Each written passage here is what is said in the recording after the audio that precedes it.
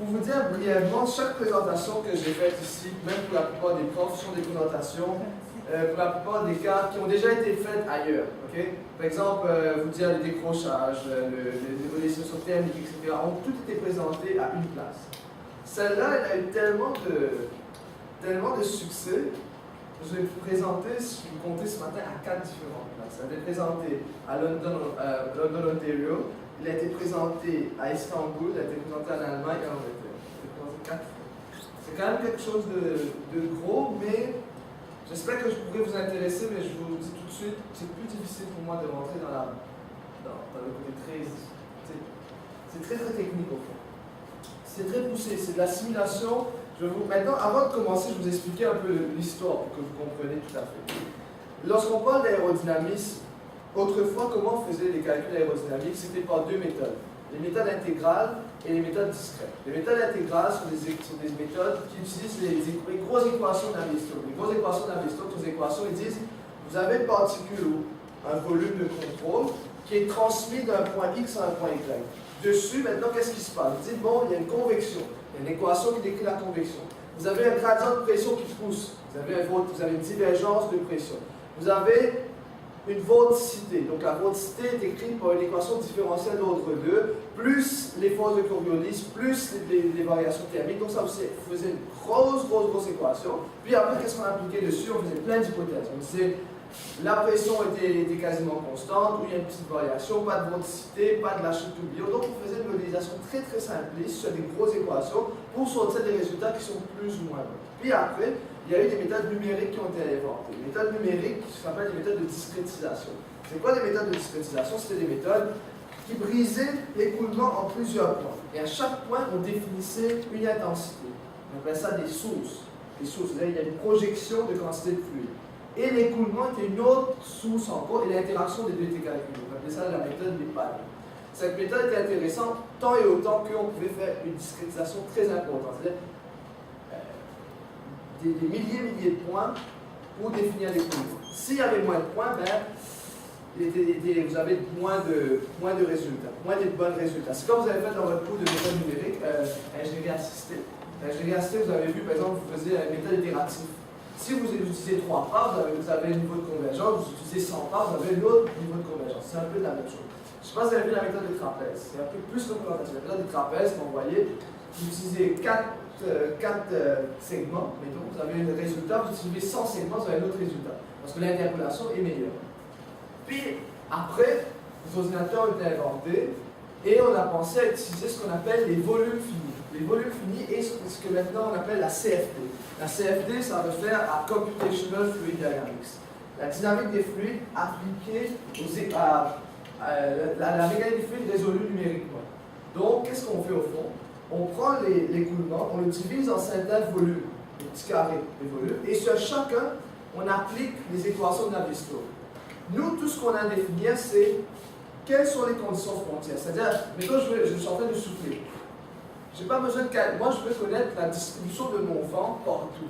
Tout ce que j'ai à définir, c'est définir le maillage, de dire aux ordinateurs combien de carrés, de cubes que je mets. Et ici, je vais dire quelle est la pression, quelle va être la vitesse et toutes les choses. J'ai juste besoin à dire à l'ordinateur quelle est la condition frontière. Et lui, il est capable de transposer cette équation à une méthode itérative et continuer de le propulser partout. Okay? Donc, tous les calculs qui vont être faits ici, dans le cadre de mes présentations, sont basés sur ces théories-là. Donc, la présentation elle-même porte sur le décrochage aérodynamique. Je vais vous expliquer un peu le pourquoi de cette étude et surtout au niveau du laboratoire de recherche énergie éolienne. Ici, le WERL, Wind Energy Research Laboratory. Le phénomène de décrochage elle-même, c'est quoi? Les modèles utilisés, l'expérimentation utilisée, les études de convergence, la modélisation du phénomène elle-même, les résultats et une conclusion. Donc, qu'est-ce qui se passe brièvement? De plus en plus, vous allez voir, il y a deux axes de recherche ici. La pression de glace, puis l'élasticité. Dans les deux cas, c'est la même chose. De plus en plus, on veut des plus grosses éoliennes pour avoir plus d'énergie. Okay? Plus grosse éolienne veut dire plus de span, plus de longueur. Plus de longueur veut dire plus de possibilités de vibration.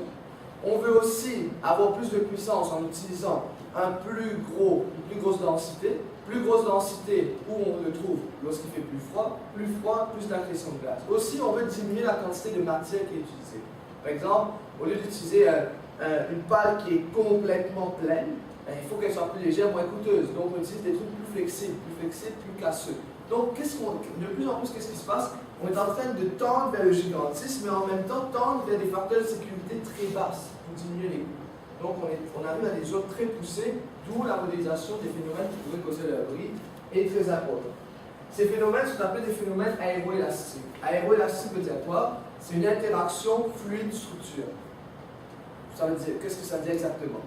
Vous avez vu, par exemple, dans la plupart des cours, statiques, etc., vous avez une plaque, vous appliquez une force, puis la force est là, et puis vous faites vos sommes des forces, sommes des mouvements, etc., c'est égal à 0. Mécanique des fluides, c'est pas somme des forces, somme des moments. C'est une force, c'est décrite par une équation de Navier-Stokes, une transposition de volume. La transposition de volume à cause des tenseurs entre les différentes couches, vous créez une force. Maintenant, ces deux forces-là interagissent. C'est-à-dire que vous avez une structure, okay? Puis vous avez la force, l'écoulement qui vient, qui frappe dessus. L'écoulement, il frappe dessus. Donc, cette force aérodynamique est transposée sur la structure et fait vibrer la structure. La structure, quand elle bouge, elle fait vibrer l'écoulement. Donc, tout le temps, il faut réagir comme ça. Il faut que je prenne les résultats de l'aérodynamique, je l'applique sur la structure. La structure applique sur l'autre et vice-versa, c'est l'itération qu'il faut faire. Et c'est ça l'étude aérodynamique, aéroélastique. Et c'est très, très, très compliqué. Je disais tout à l'heure, l'ordinateur le plus puissant à Luthor, pour modéliser 0,2 secondes de ce phénomène, a pris 1 semaine et demie à le faire, et avec des certaines simplifications. Actuellement, on a acheté le méga puissant ordinateur qui existe, là, 10 000 $ la tour, avec une espèce de refroidisseur à eau. Vu que je vais souvent sur les sites qu'il ne faut pas, il marche très bien. En tout cas, application de la CFD dans le domaine comme ça que j'ai expliqué. Tout ça, j'explique. Bon. Maintenant, je pourrais aller Facebook avec ça, mais je ne vais pas trop le saisir. Qu'est-ce qu'il faut pour le modéliser? Il faut utiliser un logiciel qui s'appelle ANSYS CFX. ANSYS CFX, c'est le plus gros logiciel de simulation au monde. ANSYS CFX coûte 85 000 $ par année de licence. C'est très coûteux. Maintenant, il y a plusieurs blocs d'ANSYS CFX. Il y a le bloc structural, le bloc statique, le bloc dynamique. Il y a un qui fait calcul statique, un qui fait calcul dynamique, un qui fait calcul de vibration, un qui fait calcul de réponse fréquentielle. Il y a une qui fait des calculs électroniques, il y a une qui fait des calculs électromagnétiques, il y a une qui fait des calculs aérodynamiques, donc CFX. Donc nous, on a utilisé CFX. CFX pour faire des calculs aérodynamiques et ANSYS dynamique pour faire les calculs de vibration structure. Et les deux, on les a couplés. C'est facile quand même parce qu'avec Workbench, un nouveau module d'ANSYS, tu fais les calculs dans l'un, tu fais les calculs dans l'autre, tu couples les deux. Et il y a un interchangement des résultats entre les deux. Okay? Je pense si je l'ai dit quelque part. Par contre, il y a plusieurs choses qu'il faut définir. Lorsque je mets ma pale, mettons je mets un pale, je vais faire un écoulement dessus. Est-ce que le domaine, la grandeur que je suis en train de modéliser, est-ce qu'elle a un effet? Parce que si je mets une pale dans cette chambre, n'oubliez pas une chose, ce que je suis en train de modéliser, c'est comme si j'avais une vraie soufflerie, je vais modéliser en soufflerie. Une soufflerie, ça coûte cher, donc je le fais numériquement. Donc prenons une soufflerie, par exemple. Une soufflerie, vous savez ce qu'est une soufflerie? Un tunnel dans lequel vous pouvez simuler un écoulement. Vous dites, je veux avoir de 50 km/h, il y en a ici, mais il donne 50 km/h. Mais vous allez voir, celui-ci est très petit. Je mets un tube là-dedans, je mets 50 km/h. Dans la vraie vie, il ne va pas réagir pareil. Pourquoi? Parce que l'écoulement frappe avec les parois de cette turbine-là, de cette soufflerie-là. Et l'effet agit sur ma pale. Donc, c'est la même chose numériquement. Si je dis je veux simuler sur un certain cadre, il se peut que le cadre soit trop petit et puis il influence de manière qu'il ne faut pas sur la page. J'aurai des mauvais résultats parce que en dehors, il n'y a aucune influence de certains domaines qui restreignent la frontière. Donc il faut une calibration. Maintenant, vous me dites, vas-y le plus gros possible, c'est quoi le problème? Non, je ne peux pas, parce que dès que je vais trop gros, les calculs deviennent tellement immenses qu'il n'y a aucun ordinateur qui fait. Donc je suis tout le temps pris avec le compromis de la quantité de calcul. Puis, qu'est-ce que j'ai aussi? J'ai le maillage. Le maillage, comprenez pour vous, c'est la même chose que la méthode des trapèzes, carrément. Vous divisez le trapèze en petits morceaux, vous avez un résultat. Vous divisez en plus petits morceaux, vous avez un résultat. C'est la même chose. Dans le truc, vous divisez dans les logiciels, vous pouvez définir un maillage avec des petites cellules ou des grosses cellules. Plus les cellules sont petites, plus la transposition des équations se fait mieux. Donc là aussi, il faut faire une calibration du maillage pour voir à quel point je peux retrouver les meilleurs résultats. Finalement, les modèles de turbulence et les modèles de transition. Ça veut dire, c'est quoi exactement? Lorsque je fais un écoulement, c'est pas plus compliqué. Tu sais, utiliser une équation de Navier-Stokes, je peux le résoudre avec les équations. Je ne sais pas pour vous qui viennent de faire l'équation, les méthodes de Newton-Raphson, les méthodes de Rouch-Kuta, les méthodes de Euler, plus ou moins je pense que vous devez être familier avec ça. Toutes ces méthodes peuvent résoudre l'équation de Navier-Stokes. Par contre, ce qui se passe, c'est que, arrête de sourire. Par contre, l'équation, les modèles, lorsque ça vient, que l'écoulement devienne turbulent. Ça veut dire quoi l'écoulement turbulent? Mettons, vous ouvrez un robinet d'eau, ok? Vous ouvrez lentement. L'eau coule de manière très singulière. De manière très technique, qu'est-ce qu'on dit? On dit qu'il n'y a pas de mouvement. Si on définit l'écoulement d'eau comme plusieurs lignes, il n'y a aucune particule d'une ligne qui va sur une autre ligne. Okay? Mais quelquefois, lorsque l'écoulement est très abrupt, très vite, il y a une interaction entre les différentes lignes, donc il y a un mouvement entre les lignes. C'est pour ça qu'il faut définir maintenant des modèles qui peuvent le calculer. Dans le logiciel, il y a plusieurs modèles. Il y a des modèles qu'on appelle des modèles de turbulence. Pour ceux qui le connaissent beaucoup, c'est des modèles, par exemple, K epsilon, K oméga SST, K oméga BS, chacun a des capacités. Par exemple, K epsilon est le plus simple, mais il ne donne pas de bons résultats lorsqu'il y a une interaction proche des frontières. K oméga, bonne interaction proche des frontières, mais lorsqu'on va loin, ça prend trop de calcul. K oméga SST, lui, il est bon dans les deux cas et il est un compromis. Enfin, il y a pas mal de détails, mais je vais essayer d'éviter. Maintenant, des modèles transitoires. Qu'est-ce que vous avez des modèles transitoires? Je fais un calcul, je peux dire, tout le long du calcul, applique le modèle de turbulence. Mais il y a des fois, un écoulement, le vent, il est comment? Le vent, il y a des fois, il démarre doucement, puis il va vite. Ou il va vite, puis il va doucement.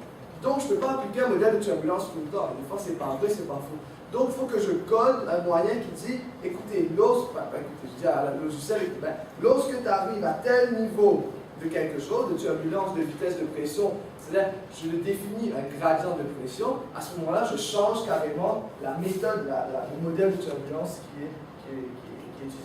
Donc, grosso modo, là, pour faire comprendre, il y a un contrainte de maillage, un contrainte de temps de calcul, un contrainte de domaine, un contrainte de modèle de turbulence et un contrainte de transition de modèle de turbulence. 5 choses pour pouvoir le modéliser.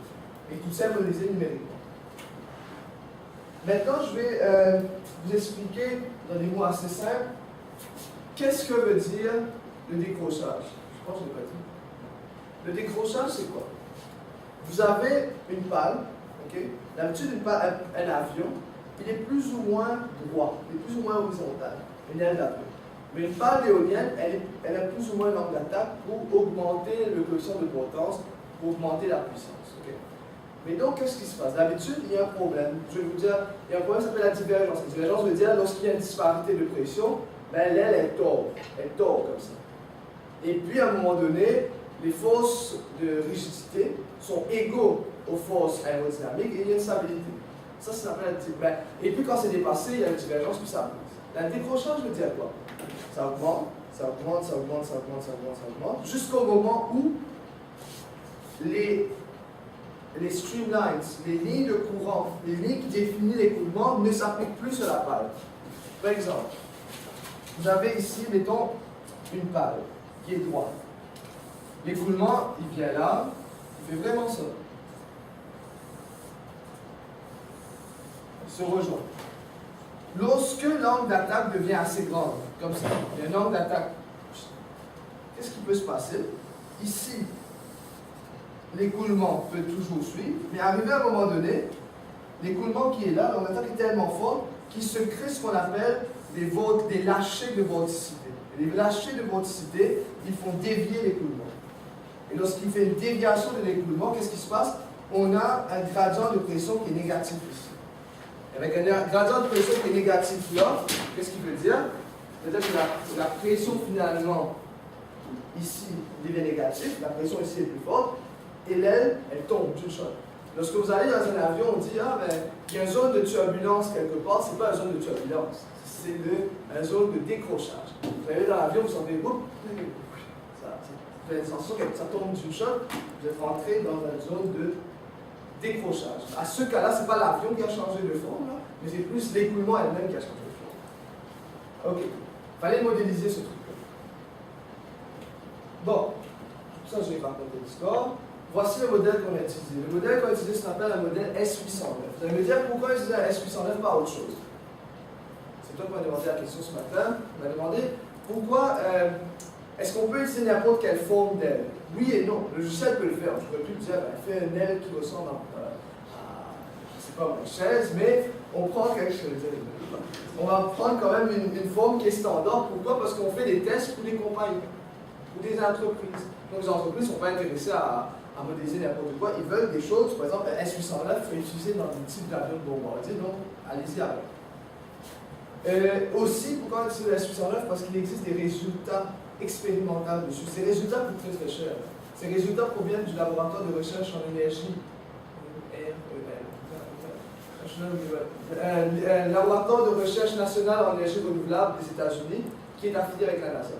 Et l'achat de ces résultats expérimentaux pour pouvoir les comparer coûte extrêmement cher, mais c'est le seul qui existe au monde, donc on va avec. Donc on a pris la même chose que eux.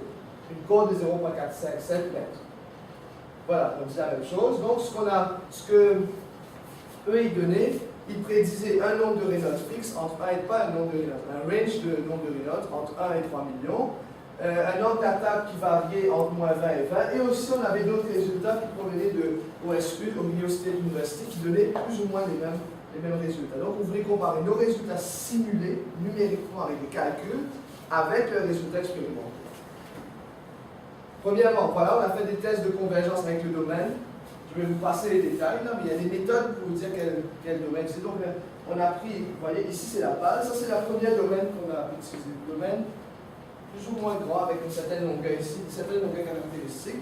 Et on a codé sur MATLAB, encore une fois, pour que le domaine change automatiquement et prévoir, faire des calculs pour voir quel est le niveau, ce qu'on appelle le niveau de turbulence sur les parois. Parce que sur les parois, il n'y aurait pas dû avoir de turbulence. Pourquoi? Dans le monde entier, prenons le monde, okay? Vous avez une éolienne sur la planète. L'écoulement qui est sur l'éolienne ne doit pas, je sais pas moi, à un niveau est en train de faire de la turbulence dans le ciel, ça n'a pas de sens. C'est un truc fictif qu'on a créé. Donc ce qu'on fait pour mesurer, on met des points de contrôle. Ici, on mesure le point de turbulence et on augmente progressivement le domaine jusqu'au moment où il n'y a plus de turbulence. Donc là, on arrive au point où le domaine est suffisamment grand pour nous donner des bons résultats et pas trop grand pour nous faire une contrainte de calcul, de capacité de calcul. Okay? Donc ici, je vous prépare. D'habitude, quand tu présentes des résultats, tu présentes des résultats, mais vous, je ne sais pas pourquoi ça me dit grand-chose, on va voir ces résultats qu'on a. Le maillage. Le maillage, maintenant, c'est ça un maillage. Vous voyez, tout ce qui est en vert, c'est le fluide. Et tout ce qui est en bleu, mettons, c'est le profil aérodynamique. Donc, vous voyez, il y a des maillages. Vous avez un maillage. Le maillage que vous voyez tout autour, c'est un maillage qui est créé automatiquement par le logiciel. Par contre, le maillage qui est proche, c'est nous qui devons le définir. On le définit par rapport à notre expérience. Le meilleur des choses qu'on aurait dû faire, on aurait défini un maillage aussi fin partout. Mais là, on serait devenu vieux, on serait mort, et puis le calcul ne serait jamais fait. Donc, qu'est-ce qu'on fait? On définit un maillage global dans l'ensemble, puis on arrive proche, où il y a plus d'interactions, et on vient spécifier le type de maillage qu'on veut. Vous voyez que tout au long du profil, il y a un maillage assez fin, et surtout dans ce qu'on appelle le trailing edge, le bord de fuite à la fin du profil, il y a aussi un maillage assez conséquent. Un maillage assez conséquent ici. Pourquoi? Parce que c'est là que commencent les lâchers de tourbillons. Donc il faut que les lâchers de tourbillons sont très petits.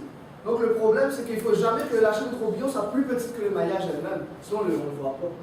Donc il faut vraiment mettre des maillages super petits. Aussi, il y avait un autre problème, c'est qu'on avait des problèmes de singularité. N'oubliez pas, les calculs sont des calculs itératifs. Mais si on fait un calcul itératif sur un point nul, on a des erreurs de convergence. Donc on est obligé d'utiliser un maillage qui est plus petit que le petit point de la fin. Donc le calcul à la fin est quand même pas pire. Voilà, donc maintenant les modèles de turbulence. Les modèles de turbulence, il y en a plusieurs. K epsilon, Le K, ça veut dire quoi? Le K, on l'appelle la fréquence réduite. La fréquence réduite, c'est la fréquence de calcul. Et l'epsilon, c'est les niveaux des tenseurs qu'on utilise, des tenseurs de contrainte, etc. Je vais passer les détails, c'est assez long là. On a des modèles qui s'appellent K epsilon. Quelqu'un peut utiliser le logiciel sans savoir plus ou moins c'est quoi ces modèles-là. Mais ça vous prend beaucoup de temps. Vous cliquez sur chacun jusqu'à vous avez les mêmes résultats pour comparer. Mais ici, on voit que lorsqu'il est maintenant, quand on a fait ce projet, personne ne savait quel modèle était meilleur pour l'aéroélasticité. Il ne faut pas le cacher qu'ici, on est quand même c'est un petit laboratoire, là, mais comme je vous dis, on a présenté ça 4 fois. 4 fois ce truc-là, et puis dans ce domaine de l'aéroélasticité, on est arrivé quand même pas pire. On est quand même pas mauvais. On demande des questions des fois. Puis, le modèle K-Oméga SST, c'est le modèle qui fonctionne le mieux lorsqu'il y a une interaction fluide-structure. Et c'est celui qu'on va utiliser. Donc, voici les résultats. On a fait un essai, excusez, avec différents types de modèles de turbulence. Okay? Différents types de modèles de turbulence, K-Oméga SST, K-Oméga BSL, K-Oméga. Puis on a comparé les résultats expérimentaux que je vous disais. Finalement, on a trouvé que le K-Oméga SST était le meilleur. Parfait. Je ne peux pas vous dire plus que ça parce que c'est calcul que vous. Maintenant, les modèles de transition. Comme je vous disais, comment on calcule maintenant quand il faut changer de modèle de turbulence? Ben, ça aussi, ça a été des trucs codés. Il y a des modèles qui s'appellent le K-Oméga SST, encore une fois, donc un modèle qui est purement turbulent, tout le temps on applique la turbulence. Il y a un modèle qu'on appelle le K-Oméga SST Intermittency, où on définit un certain niveau de turbulence entre 0.9 et 1. On a un modèle qui s'appelle K-Oméga Gamma Theta. C'est un autre modèle que lui utilise des variations d'ondes, des petites vibrations, et puis on arrive à le modéliser. Donc tous ces modèles ont été essayés. Et finalement, voici les résultats qu'on obtient. C'est-à-dire, on a essayé avec, ici c'est toutes les modélisations. En premier lieu, je pense que j'ai sauté un. Ok, je pense que je ne vais pas montrer.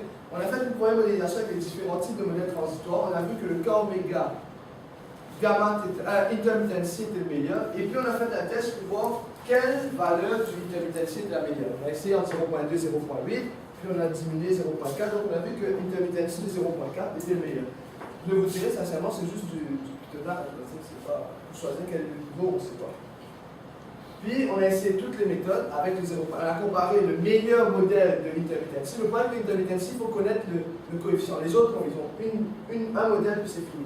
Donc, premièrement, il a fallu calibrer le modèle de l'intermittency pour après comparer avec les autres modèles de turbulence. Et finalement, les résultats ont dit quoi? Les résultats ont dit que lorsqu'on fait un écoulement pour des angles plus petits que 20 degrés, okay, on utilise un modèle intermittency. Tant qu'on est un angle d'attaque est moins que 20 degrés, on utilise un modèle qu'on appelle K-Oméga SST intermittency. Et lorsque l'angle d'attaque est plus grand que 20, on utilise un modèle turbulent, purement turbulent. Finalement, voici, je vous expliquais un peu comment se fait le calcul. C'est ça, c'est bon. Lorsque vous rentrez à l'intérieur, c'est tout à fait autre chose. Mais vous décrivez la géométrie de la partie structurale, vous décrivez la géométrie, le modèle et toute la physique de la structure. Et ici, vous définissez tous les calculs aérodynamiques. Et il fait le lien entre les deux. C'est un peu. Mais vous devrez aller à l'intérieur et puis toutes les coder, les rentrer. Puis les résultats, vous voyez exactement, les résultats collent bien. Je ne vais pas rentrer dans les détails, mais tout ce qui est en point bleu, là, et puis en point. Enfin, tout ce qui est en point. Des zéros, des ronds, c'est des données expérimentales. Tout ce qui est bleu foncé, c'est la meilleure méthode numérique qui a été inventée jusqu'à date. Ça s'appelle Leishman-Meadows. Les gens, quand même, vous tapez Leishman-Meadows sur Google, c'est plein de data. Vous voyez que notre modèle, ici un peu moins, notre modèle est en rouge, il suit vraiment bien les deux modèles. Il arrive vraiment à suivre une autre méthode qu'on a inventée et elle suit vraiment bien. À certaines places, on est même meilleur que les autres. Tu vois ici? On suit mieux que les autres. Parce que c'est vrai, vous allez me dire, ici ça suit mieux, mais ce n'est pas plus important. Ce qui est important, c'est au niveau du décrochage. C'est ici que le décrochage commence. Lui, il ne voit pas le décrochage. Notre modèle, il arrive à prédire mieux le décrochage. Que ce soit dans tous les cas, notre modèle est très intéressant et très important. Ce que vous allez me dire, oui, c'est beau tout ça, c'est quoi vu, mais c'est un peu bête, mais j'avais fait la présentation du flottement avant. Le flottement, c'est vraiment quelque chose qui brise. Et c'est l'utilisation de toute cette connaissance qui nous a permis de modéliser le flottement. C'est les connaissances dans toute la divergence qui nous ont permis de modéliser le flottement. Donc, tout un gros projet d'envergure comme l'aéroélasticité des pannes, c'est un projet qui a débuté ici depuis le début de ce que j'ai compris, depuis le début du génie. En fait, ça avait commencé même avant Polytechnique, et ça a pris de l'essor pas très longtemps. Les publications, si vous allez voir, les publications ont débuté en 2010. Et c'est un gros domaine, il reste beaucoup à faire.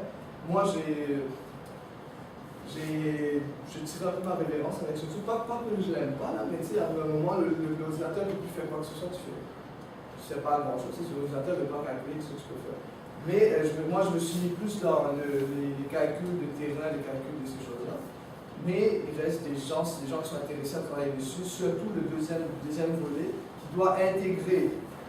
Ça, c'est un écoulement, n'oubliez pas, la pale est comme ça, un écoulement, mais ceux qui veulent intégrer maintenant un mouvement de l'aile, pas de l'aile, mais de la pale éolienne en rotation, quels vont être les impacts, il y a beaucoup d'avis dessus. Puis, quelqu'un qui est capable de modéliser numériquement des trucs pareils, il comprend très vite tout ce qui est tout ce qui devient plus technique, tangible, là, ça devient du assez facile à comprendre. Donc, même les gens qui aiment beaucoup, plus le côté manuel de l'aéronautique, de l'aérodynamisme, mais le fait de faire ça vous oblige à comprendre tout ce qui est autour pour pouvoir aller aussi en profondeur. Parce que pour pouvoir modéliser mathématiquement quelque chose, ça veut dire que tout ce qui vient en avant doit être impact. Sinon, ça ne marche pas. Okay. Donc, je ne sais pas si vous avez. Il reste combien de temps? Il reste pas de temps? Ah, il reste 4 minutes.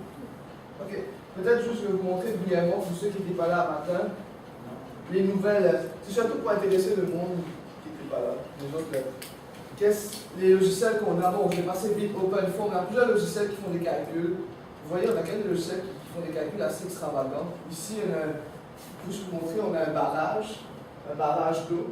Puis le barrage d'eau est enlevé d'une shot par. Lorsque, à un temps t est égal à 0, le barrage d'eau s'effondre. Puis regardez comment on arrive à modéliser l'eau qui s'effondre, qui colle avec un obstacle, et l'écoulement qui s'ensuit après. Ce qui est encore plus intéressant que même les bulles d'air peuvent être intégrées là-dedans. C'est-à-dire que quand elle fait splash, et que l'air entre là-dedans, on peut le voir. Xflow sont des logiciels très très simples à utiliser, très faciles. Ça, c'est le truc MATLAB qui était quand même capotant pour établir des résultats comparables à la NASA avec MATLAB. ANSYS FX, c'est le grand papa du laboratoire.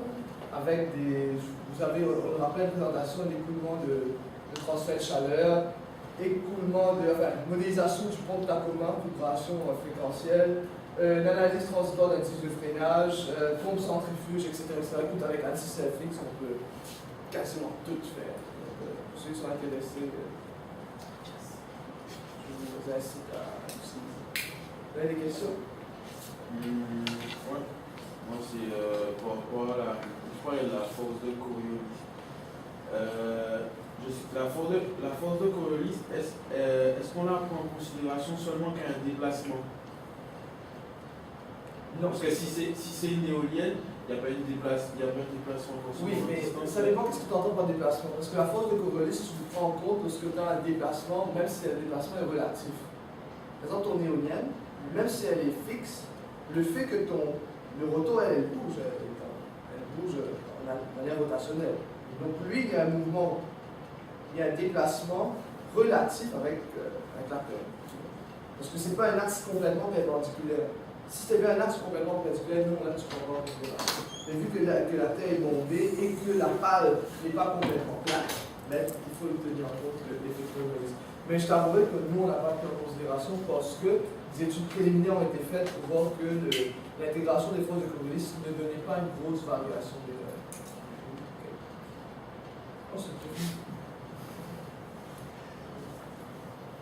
Est-ce qu'il y a d'autres questions? Est-ce qu'il y a d'autres questions ici dans la salle? On va continuer. J'ai une autre question. C'est comme il y a déjà les tests expérimentaux sur sur les pages. Donc, pourquoi aller faire des calculs numériques quand on a déjà les résultats réels? Parce que le but d'avoir des résultats n'est pas pour avoir des résultats.